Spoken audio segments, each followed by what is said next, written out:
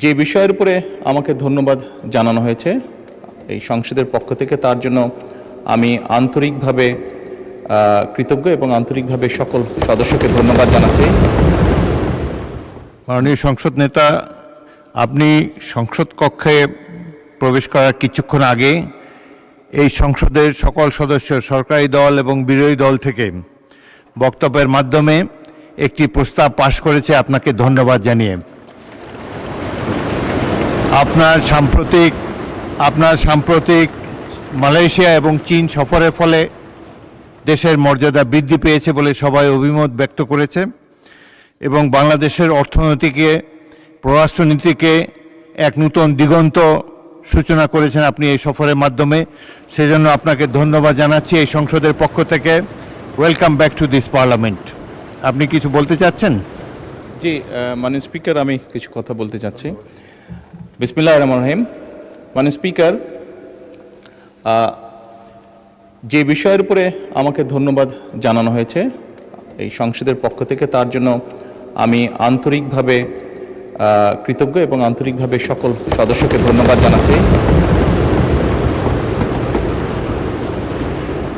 মাননীয় স্পিকার, এখানে মূল বিষয় এটি হচ্ছে যে বাংলাদেশের মানুষ আমাদেরকে দায়িত্ব দিয়েছে তাদের স্বার্থ দেখার জন্য। আমাদের দলের অবস্থান থেকে আমরা একটি স্লোগান ব্যবহার করি, সেটি হচ্ছে যে বাংলাদেশ ফার্স্ট বা বাংলাদেশ প্রথম। আমি যে কাজটি করার চেষ্টা করেছি মাননীয় স্পিকার, আমি আমার অবস্থান থেকে আমি আমার দেশের মানুষের স্বার্থ নিয়ে কথা বলার এবং সেই স্বার্থ রক্ষা করার চেষ্টা করেছি মাননীয় স্পিকার। মাননীয় স্পিকার, এখানে আমাদের কারোরই কোনো ব্যক্তিগত কোনো বিষয় নেই। এটি যদি কোনো কিছু অর্জন হয়ে থাকে, ভালো কোনো কিছু অর্জন হয়ে থাকে, এটি বাংলাদেশের অর্জন।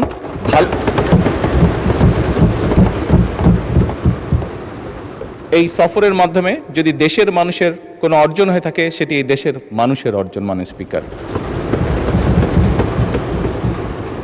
তবে মাননীয় স্পিকার, যেহেতু সংসদের সকল সদস্য, বিশেষ করে বিরোধী দলীয় নেতা, উনিও উৎসাহ প্রদান করেছেন দেশের জন্য, দেশের মানুষের পক্ষে কাজ করার জন্য, সেজন্য আবারও আমি আমার ব্যক্তিগত পক্ষ থেকে সকল সদস্য, বিরোধী দলীয় নেতা সহ সকল সদস্যকে আন্তরিকভাবে ধন্যবাদ জানাচ্ছি।